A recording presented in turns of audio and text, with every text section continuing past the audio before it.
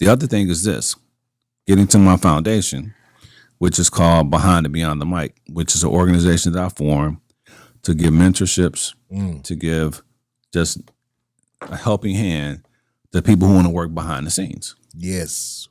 Because you got music school for musicians, right?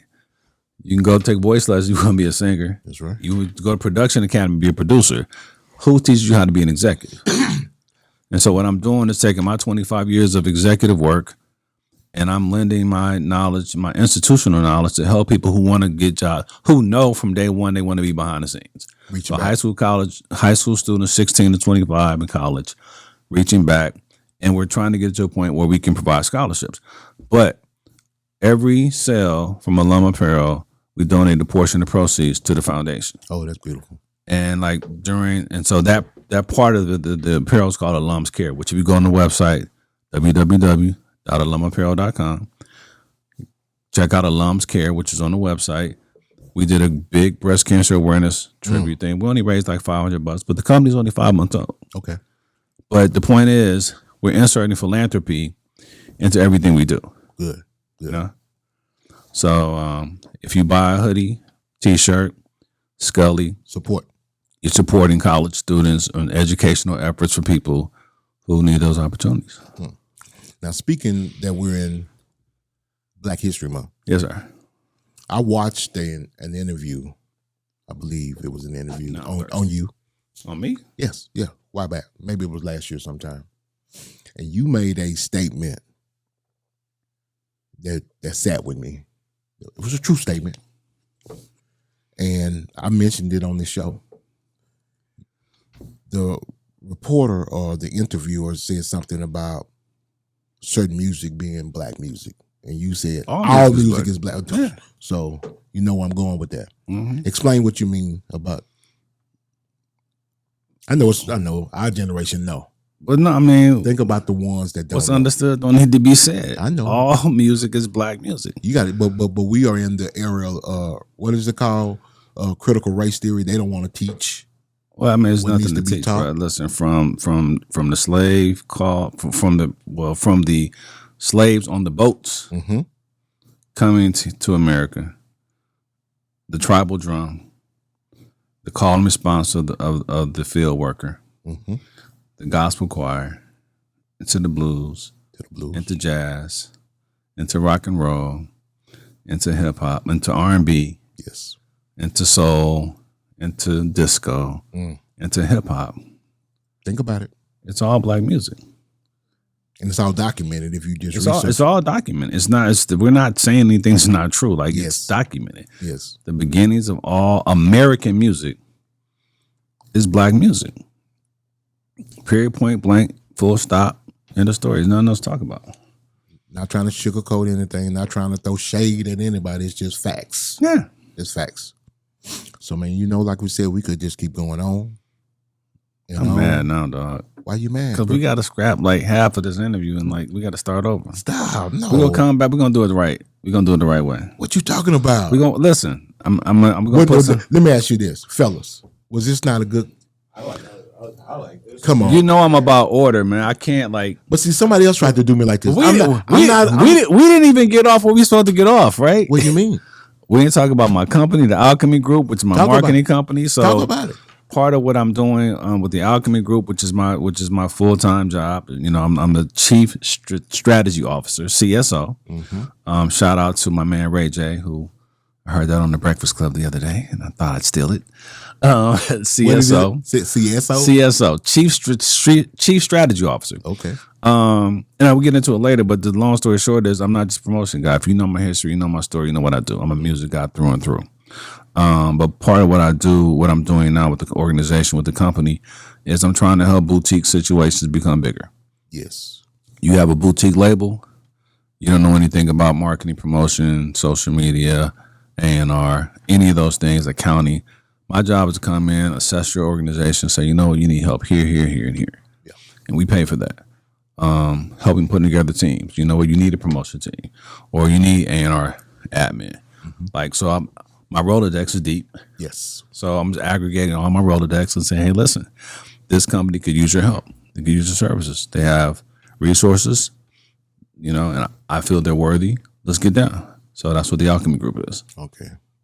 So tell me this, based on that knowledge that you have and your extensive Rolodex, from you being a part of the fabric of Dallas hip hop and then branching out over the world and then looking back inward.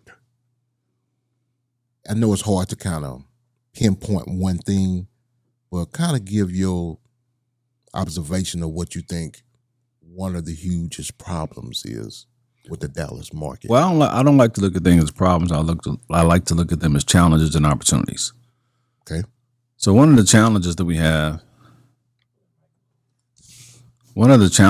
have is togetherness, but we've always had that. Okay. I mean, one thing I laugh about is a lot of people who actually have been successful in Dallas, guess where they're not from?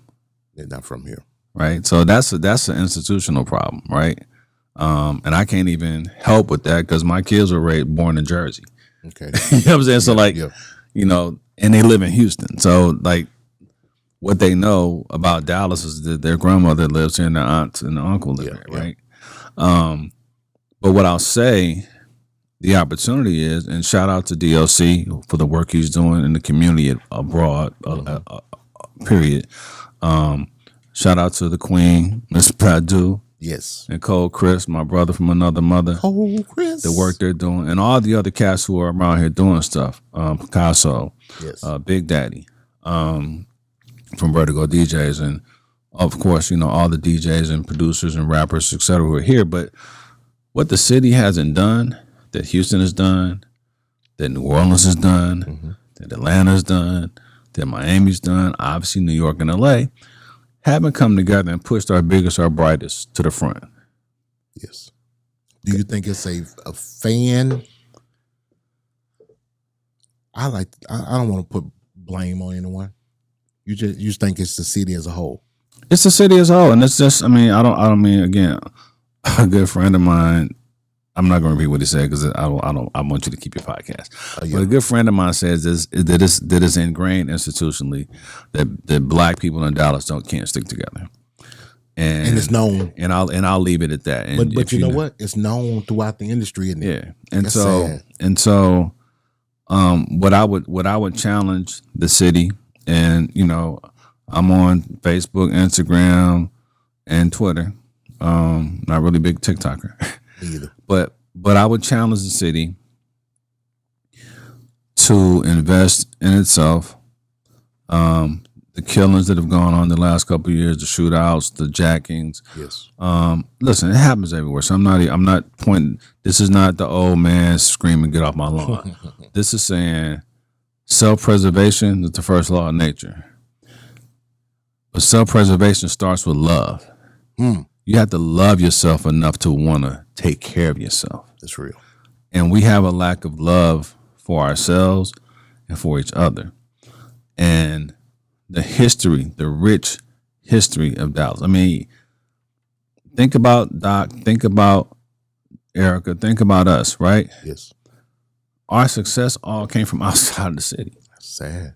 Right? And it's not, the city embraces us. Collectively, the city embraces Nemesis. I mean, again, Erica's the queen. Doc's the coldest that ever did it. Not very many people have one album and they're a Hall of Famer. That's real. That's real.